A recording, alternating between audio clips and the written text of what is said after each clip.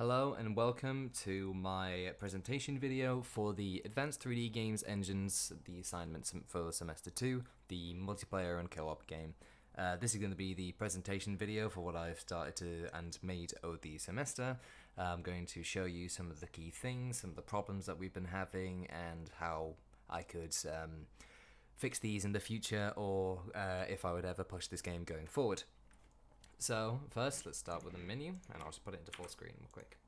So as you can see here, we managed to make 3 game modes basically. We managed to make a training game mode, which you can go into and just play a completely and utterly, it's just a training round basically. You go in and you can test your skills and things. A mission mode, which is more of a co-op experience. You play missions together, which follows the same sort of gameplay loop as the next mode that we're going to talk about, but it's basically akin to situations from the Rainbow Six Siege franchise and other sort of co-op story-based missions.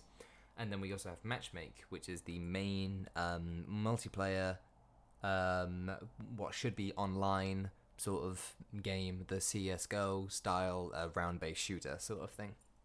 As you can see here, we've got a adding player screen, so we can add up to 4 players, but I only have myself, and only 1 controller, so we'll be only adding 2.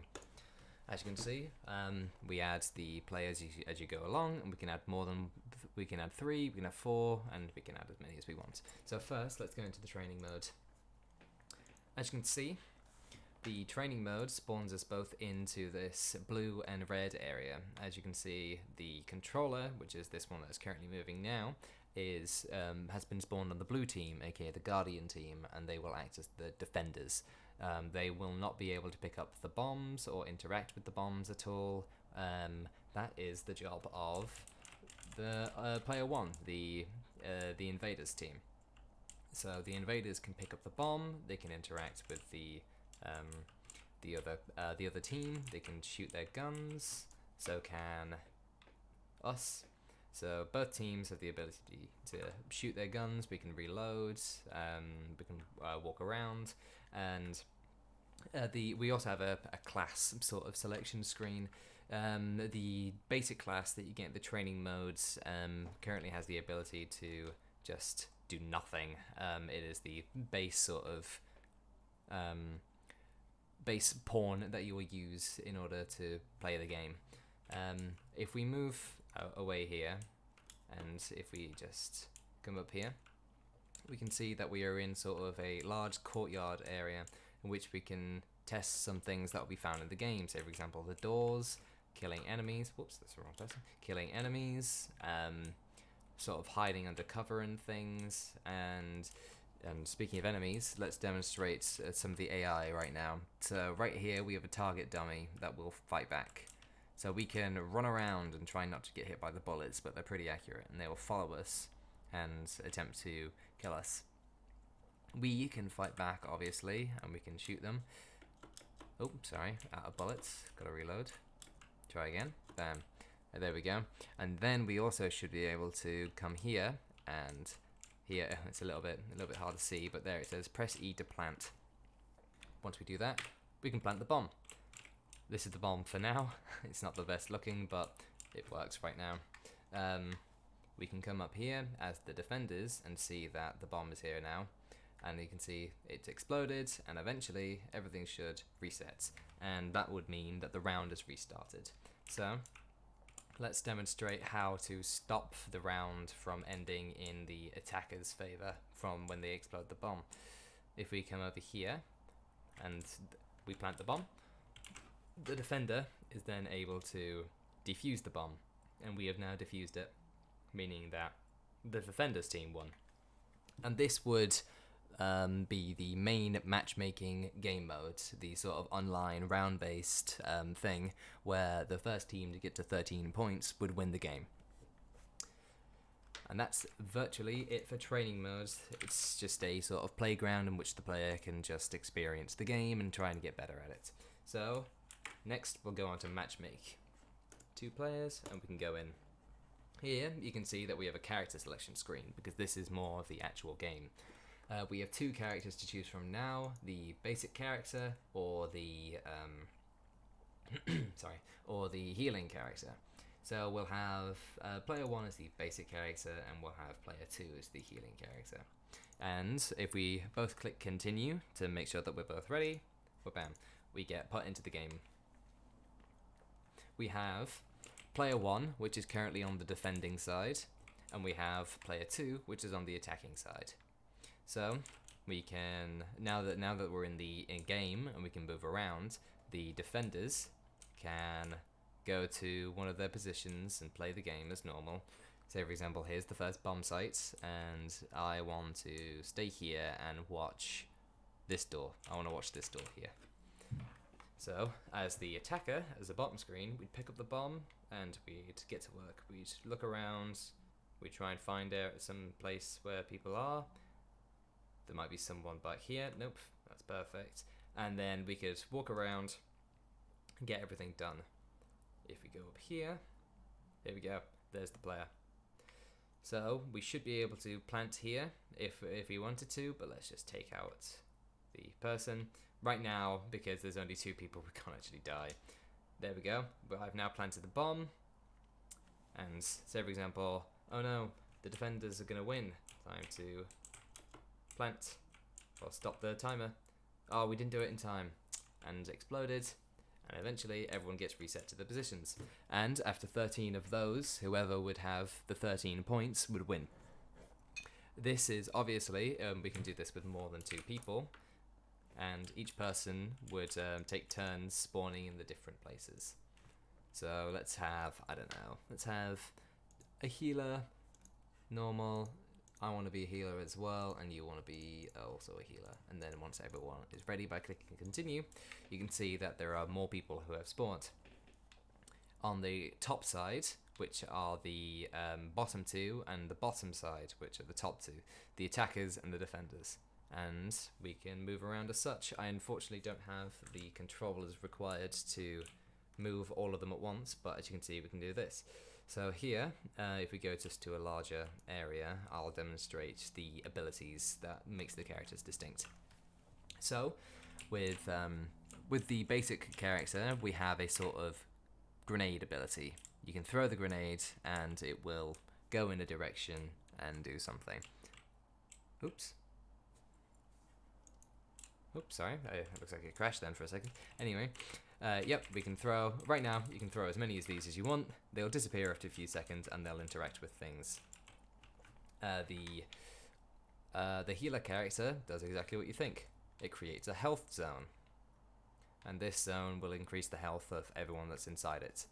And you can do this basically whenever you want. You can spawn as many of them as you want right now because I haven't put a limit yet or anything like that. But that's basically the classes, and obviously we'll be able to add more classes in the future and things like that. The one thing I would think about doing first is potentially in the future setting up the classes as a player-based thing instead of having one person have to set up all of them. Right now I can't think of any alternative for that currently, so unfortunately it's gonna have to be like that for a bit. And I've seen some tutorials online to help with the sort of character selection process, but unfortunately I haven't been able to make anything like that. Right, that is basically Matchmake. You'd be able to play the game, you'd be able to do basically this, and this game, it does function completely right now. You'd be able to go and plant the bomb, you'd be able to win the game, and both sides would be able to win the game by planting the bomb. So let's go to the mission mode, and we'll have, for now I'll just demonstrate with one player, but we can go to the mission mode, and here we are. So we can select our character. I'm going to be a healing character, and the mission mode is a little bit different from any of the other game modes that I've just shown you. The mission mode is the most fleshed out. It has a completely brand new map, and as you can see here, it shows the controls before we get into it. So you can see left stick to move, shoot, reload, plant the bomb, and then RB for the ability.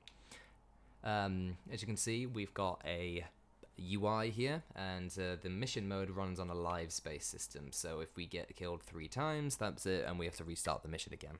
Lives are shared over all of the players, and as you can see here, we also have a health bar and an ammo bar, which goes down according to your ammo. And if we reload, there we go, it fills back up. You got your current mission, what we need to do, which is carry the bomb to the bomb site and plant the bomb and survive till detonation. So let's just do that. Did I grab the bomb? Yes, perfect. So let's go. We can...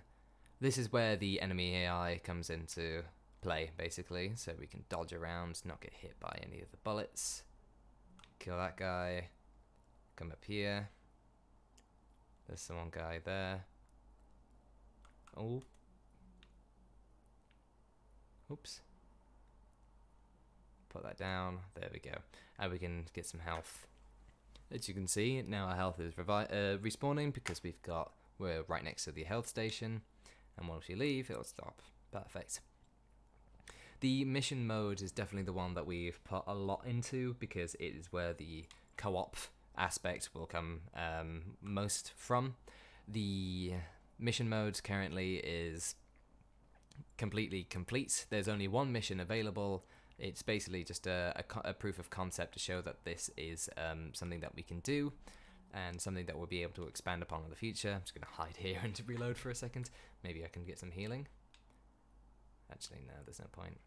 We can gun this guy down. Whew, that was close. These guys aren't looking at us. We can get rid of them. Oh, great, have to reload. Bam. Bam. Let's get some healing.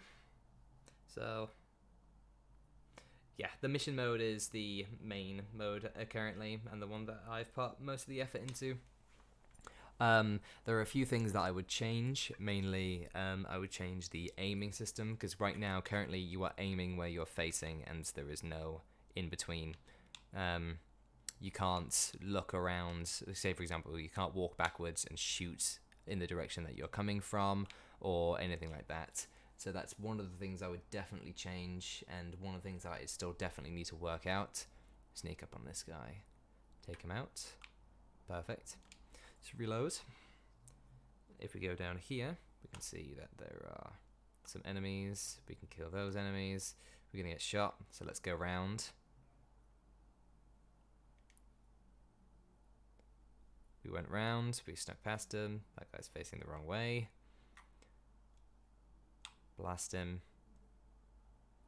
Blast him. Perfect. And now we can plant the bomb. And as you can see, once we plant the bomb, it sends us into another phase. In this phase, it spawns in enemies. We'd be able to make the enemies walk around. We'd be able to make the enemies have a lot more intelligent of an AI than they do right now. But currently, we made it so that we can have different game states, which allow us to spawn enemies at certain times in certain locations, and blah blah blah. And now that we planted the bomb, we just have to survive until it detonates. And it should detonate in about 30 seconds. So let's just run away. And then eventually, oh, we're being shot. Eventually, once it explodes, that means that we currently have won the mission, and in later missions there would be harder objectives to do. So for example, there would be more than one bomb site that we would need to explode, or more than one enemy or boss or anything like that we'll be able to do. There are a lot of things that currently needs there are a lot of things that could be expanded upon, a lot of things that I haven't done exactly in the way that I'd wish they were done, but for now, this is what we have.